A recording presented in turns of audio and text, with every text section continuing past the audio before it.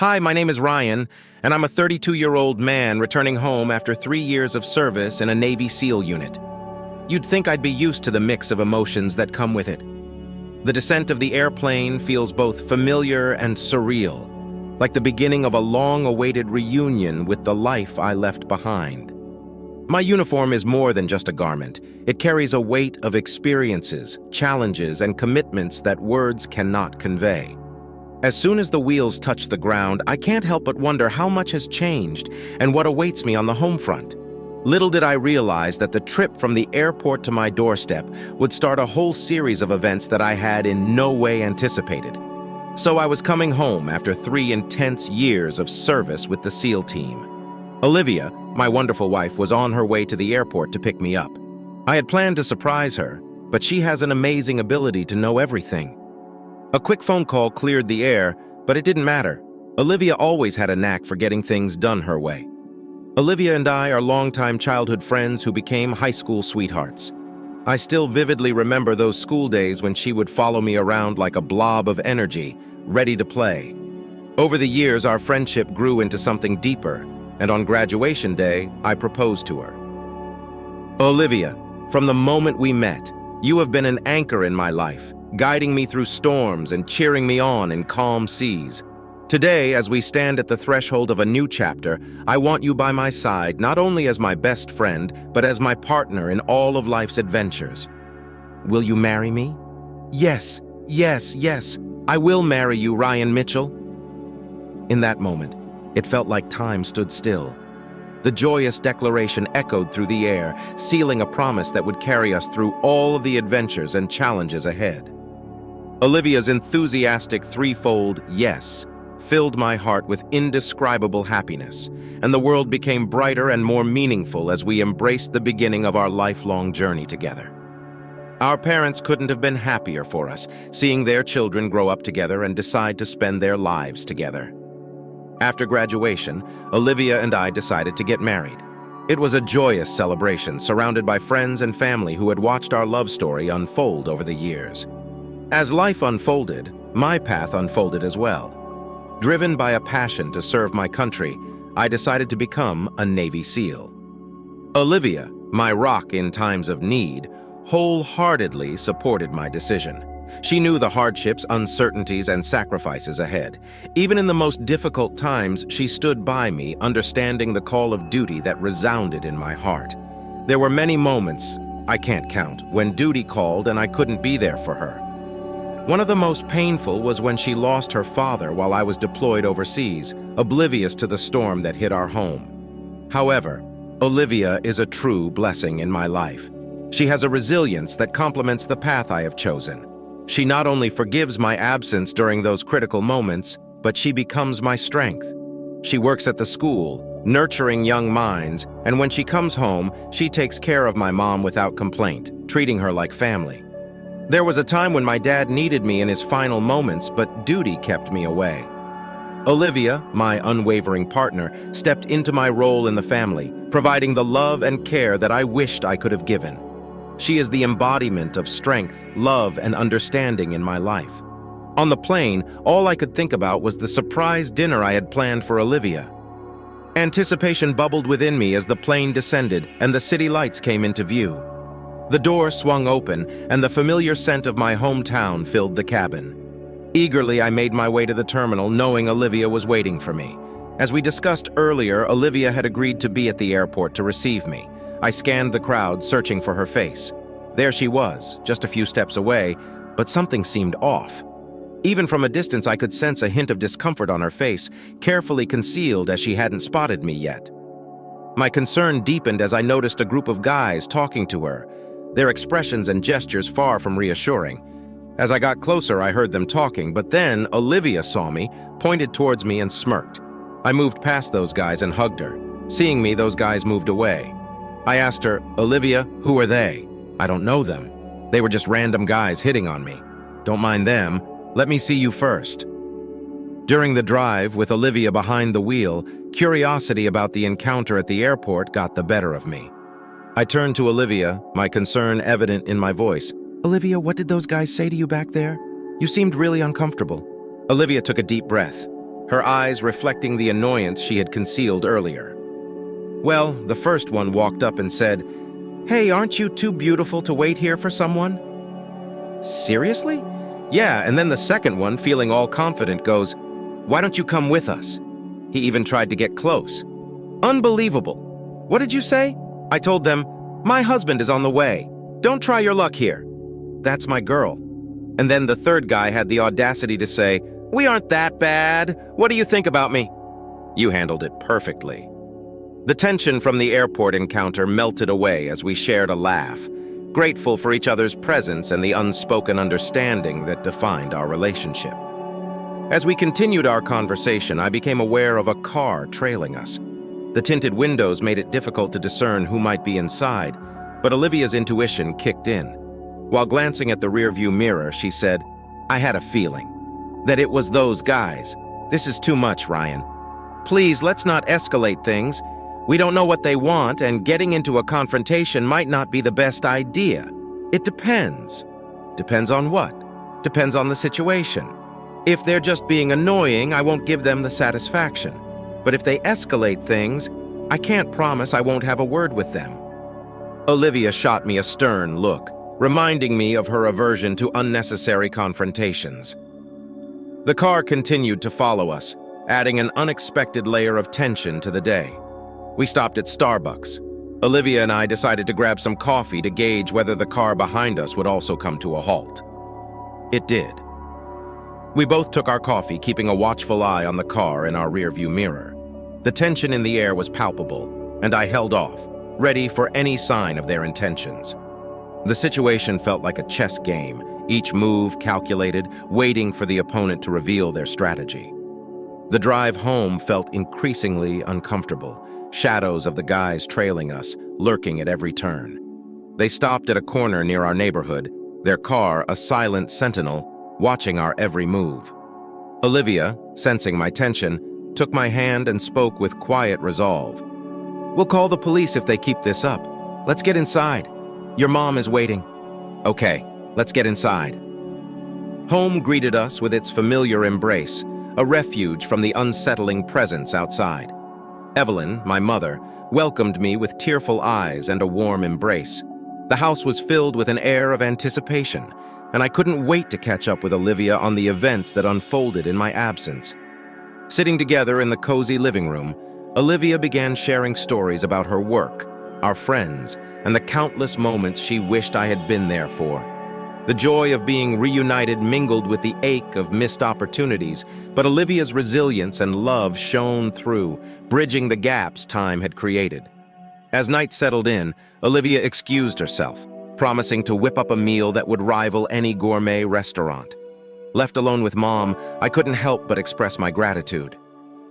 "Mom, I can't thank you enough for taking care of everything while I was away.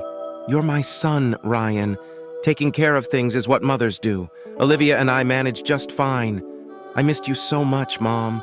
I wish I could have been here for you and Olivia. Life has its twists and turns, dear. What matters is that you're back now and we can create new memories together." As the evening unfolded, the three of us shared laughter, stories, and a hearty meal prepared by Olivia. The sense of being home, surrounded by the people I loved, filled my heart with a deep sense of contentment.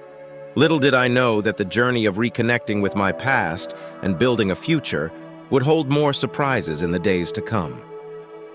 After dinner, feeling all riled up, I took Bailey, our dog, for a walk. No sign of that darn car. Seems like they called it a night. Woke up the next morning, hit the pavement for my usual run, and stuck to the routine. No sign of those creeps. But guess what? After a few days, Olivia revealed that she'd been spotting that same car outside her school every time she came home. At first, she brushed it off, but now she confides in me, expressing that it feels like they're following her everywhere she goes. What's eerie is that they never come out or show themselves.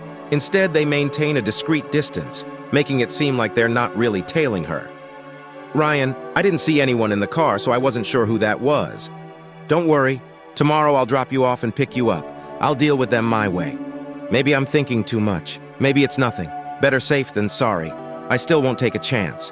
By the way, those guys, what do they look like? I didn't see their faces clearly.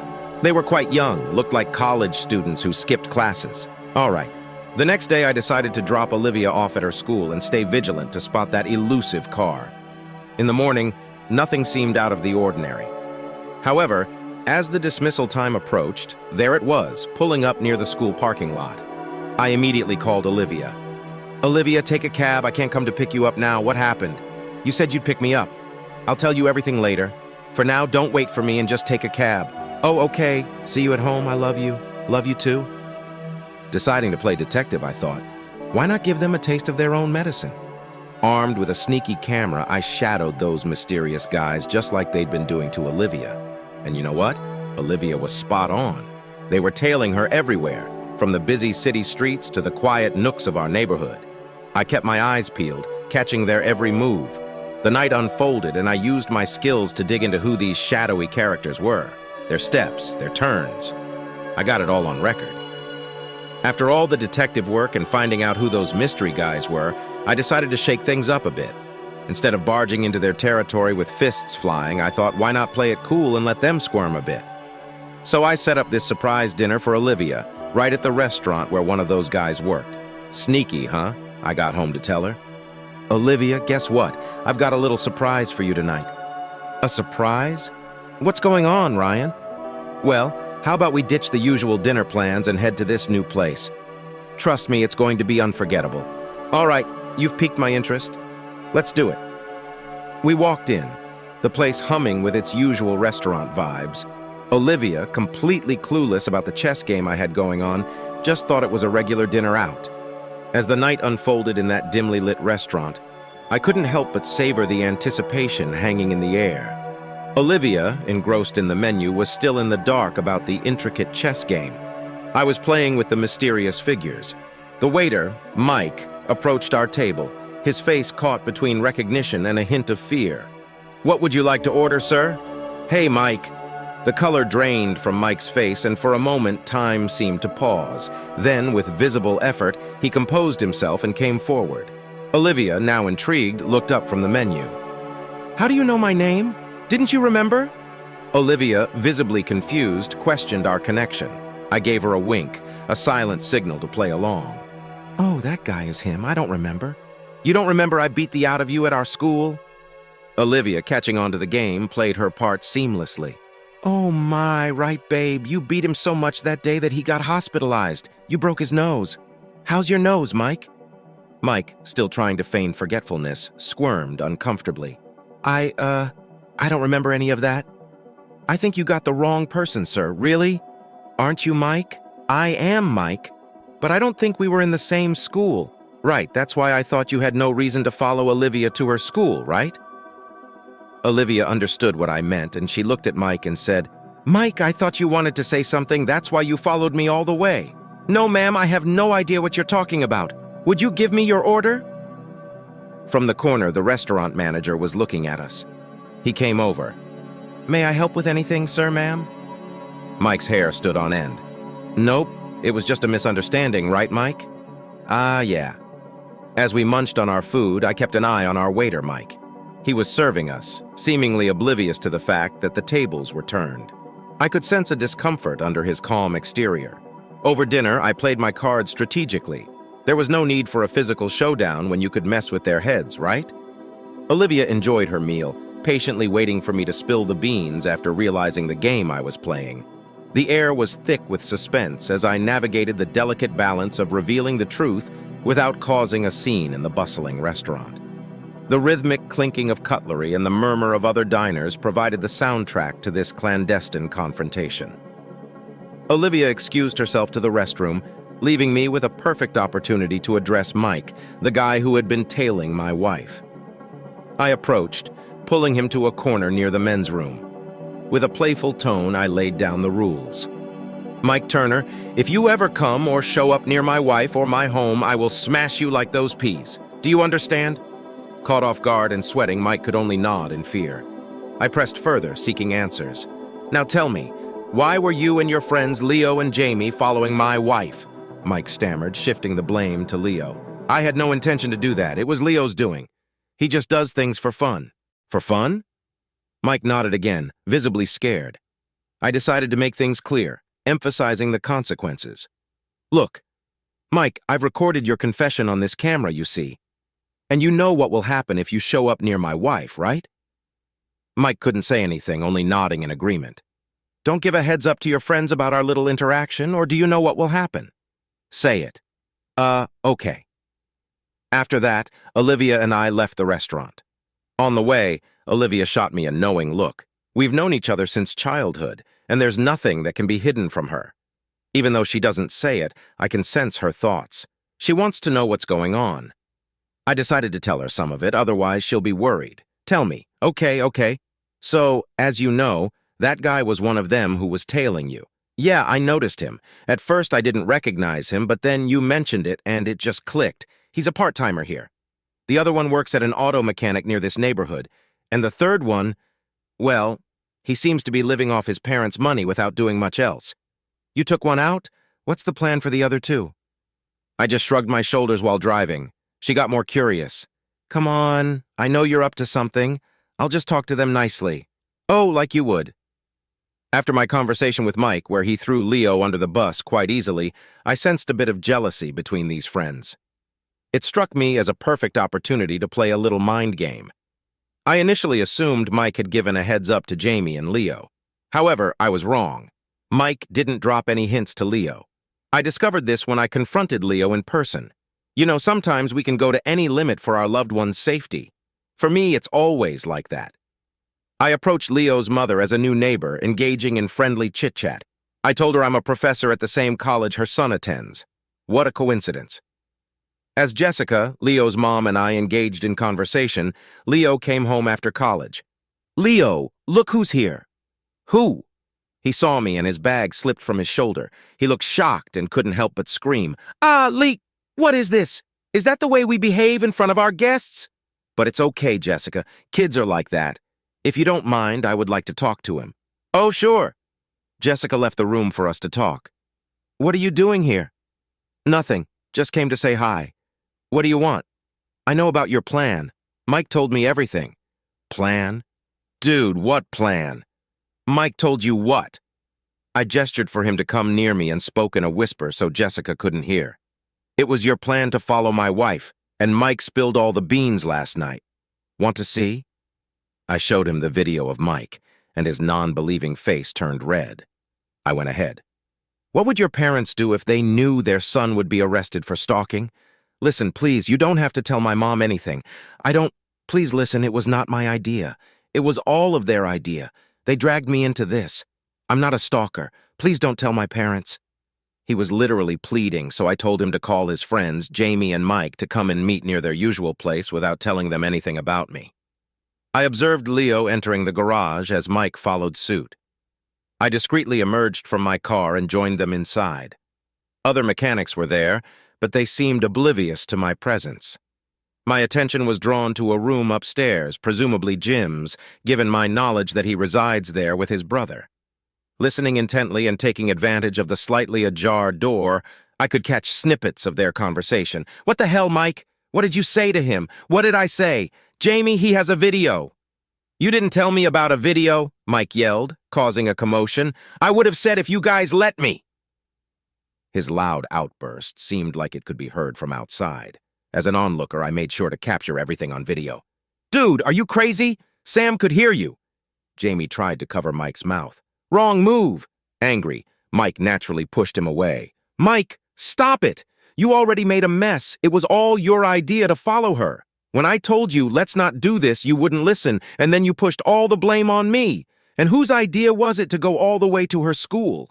Because she responded to us at the airport, and it got interesting when she pointed at her husband like it was some kind of challenge, and it was his car, so why am I the only one to blame? Jamie slapped him right away. The hell, Mike? The spark of disagreement turned into a fire as the three friends played the blaming game. I am so done with you, Mike. You can't be my friend. You only mentioned my name in the video, and I've been out for a while. It was you two who followed her, and her hunk husband showed up at my home. What did he tell you, Jamie? That her husband showed up at his restaurant? He didn't tell you what he told him after that? Her husband came to me. He did what? Didn't you listen? He was in my house, even brought me here. Still outside the garage, Leo pointed towards my car from the window, and Mike and Jamie looked outside. That was my cue to get in. I pushed the door open and entered. "Hello, guys. Did I interrupt your conversation?" The three of them looked at me like deer caught in headlights. "What? Cat got your tongue?" "Leo, maybe your mom can wait, and Jamie, your brother Sammy is in a good mood. He won't kick you out today. But Mike, tell me one thing. Why did you want to take trouble for yourself? Looks like you don't want to save this part-time job of yours, which you got because of Jamie. You always cause trouble for your friends who give you money when you're out of it. And Jamie also gave you his car to stalk people. I'm really jealous of having friends like you." Mike still pushed his luck. "I didn't do anything." "Oh, come on." I rolled my eyes and showed him the video. "You confessed everything with your own mouth, Mikey. Jamie, you and Leo, all three of you. I've collected enough evidence. Even if this video won't be accepted as evidence to send you to jail, I collected all the CCTV footage of your whereabouts, the gas stations, and the footage from my neighborhood to my wife's workplace. And if you ever get out after bail, I can still find you and beat the out of you all. So if you don't want to face the consequences, you will follow my advice. Stay away from my wife, her workplace, my home, and my neighborhood. If any one of you shows up anywhere I mentioned, I will post this online. You know what it could do to you, right?" All three of them shockingly just looked at me, and I was getting bored with their reaction. "What? Do you understand what I said?" The three of them all together nodded. "Say it, we won't show up." I looked at them one by one. I promise I would never show up. I stared at Mike for 2 more seconds, and I saw them give up. Me too. "I'm leaving for now. Behave, all of you." Their expressions revealed complete surrender.